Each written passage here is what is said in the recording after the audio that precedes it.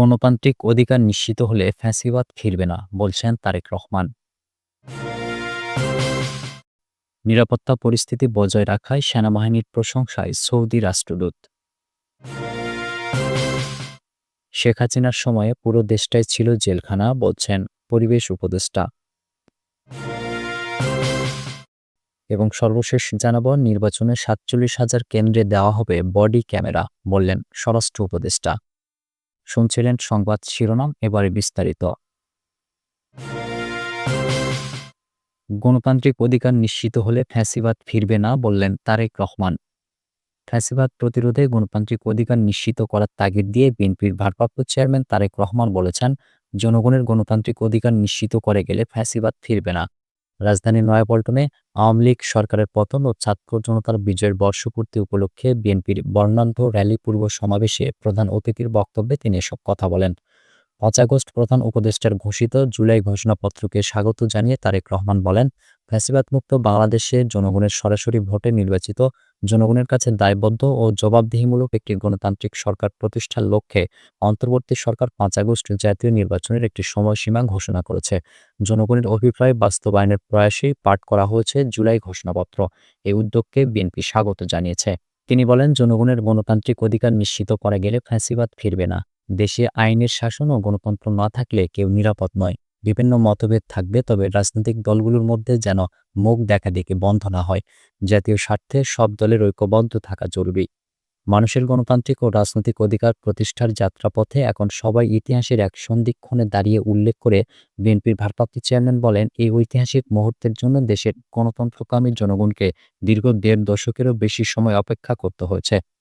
বিএনপির নেতৃত্বে গণতন্ত্রের অভিযাত্রায় বিজয়ের শুরুতে তিনি স্বাধীনতাপ্রিয় ও গণতন্ত্রপ্রিয় দেশবাসীর উদ্দেশ্যে আহ্বান জানিয়ে বলেন, যে কেউ যে দলেরই সদস্য হন না কেন, আমাদের সবার মনে রাখা জরুরি, ফ্যাসিবাদী শাসনামলে কেউ নিরাপদ ছিল না। আমার সন্তান যেমন নিরাপদ ছিল না, আপনারাও নন। আমাদের ভোটাধিকার কেড়ে নেওয়া হয়েছিল। এ সময় তিনি সবাইকে আবারও ঐক্যবদ্ধ থাকার আহ্বান জানান। নিরাপত্তা পরিস্থিতি বজায় রাখায় সেনাবাহিনীর প্রশংসায় সৌদি রাষ্ট্রদূত। বাংলাদেশ সেনাবাহিনীর প্রধান জেনারেল ওয়াকারুজ্জামানের সঙ্গে সৌজন্য সাক্ষাৎ করেছেন ঢাকায় সৌদি আরবের রাষ্ট্রদূত ডক্টর আবদুল্লাহ জাফর এইস বিন আবিয়াহ। বুধবার সেনা সদরে সেনা প্রধানের সঙ্গে তার এই সৌজন্য সাক্ষাৎ হয়।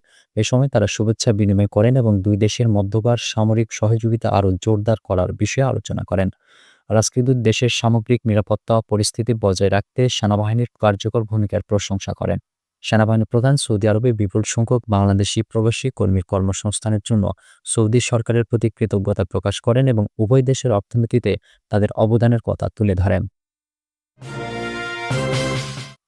শেখ হাসিনার সময়ে পুরো দেশটাই ছিল জেলখানা, বলছেন পরিবেশ উপদেষ্টা।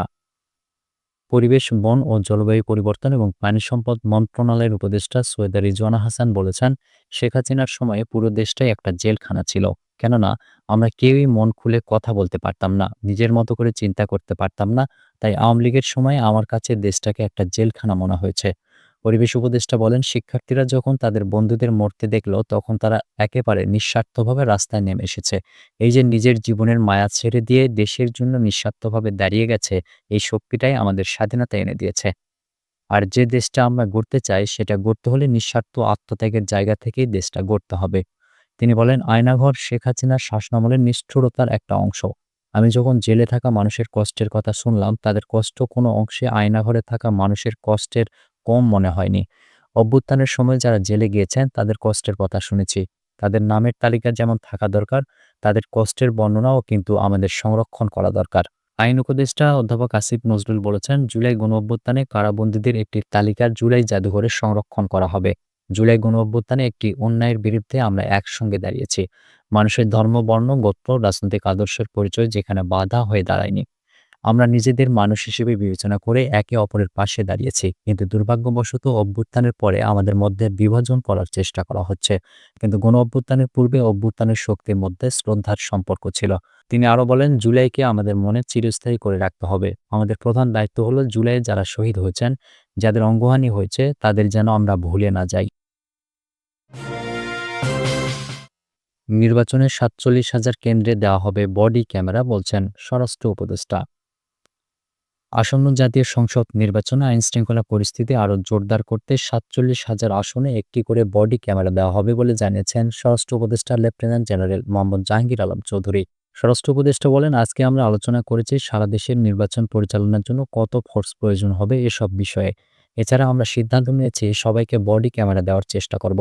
ওইটা কার কাছে কিভাবে থাকবে সে বিষয়ে আলোচনা করছি। প্রিজাইডিং অফিসাররা যেন কারো বাসায় না থেকে নির্বাচনী কেন্দ্রে থাকতে পারে সে ব্যবস্থা হবে। তাদের সাথে আনসার ও পুলিশ সবাই থাকবে। কারা বডি ক্যামেরা পাবে এমন প্রশ্নের উত্তরে উপদেষ্টা বলেন, আমাদের ৪৭,০০০ ভোট কেন্দ্রের প্রতি কেন্দ্রেই একটি করে বডি ক্যামেরা দেওয়ার চেষ্টা করব। পুলিশের সিনিয়র পোস্টে যিনি থাকবেন তার কাছে থাকবে। সবগুলো বাহিনীকে আমরা প্রশিক্ষণের ব্যবস্থা করছি। এছাড়া নির্বাচন কমিশনকে বলেছি তারা যেন পোলিং অফিসার এবং প্রিজাইডিং অফিসারদেরকে প্রশিক্ষণ দেন। আমাদের বাহিনীর প্রশিক্ষণের পর আমরা একটু মহড়াও দেব। নির্বাচনটা যাতে ভালোভাবে হতে পারে সেই অনুশীলনও করব। তিনি বলেন, নির্বাচন ঘিরে আইনশৃঙ্খলা বাহিনীর সংখ্যা ৮ লাখের মতো থাকবে। আনসার থেকে শুরু করে সেনাবাহিনী পর্যন্ত সবাই থাকবে এর মধ্যে। সব বাহিনীকেই প্রশিক্ষণ দেওয়া হবে বলে জানিয়েছেন তিনি।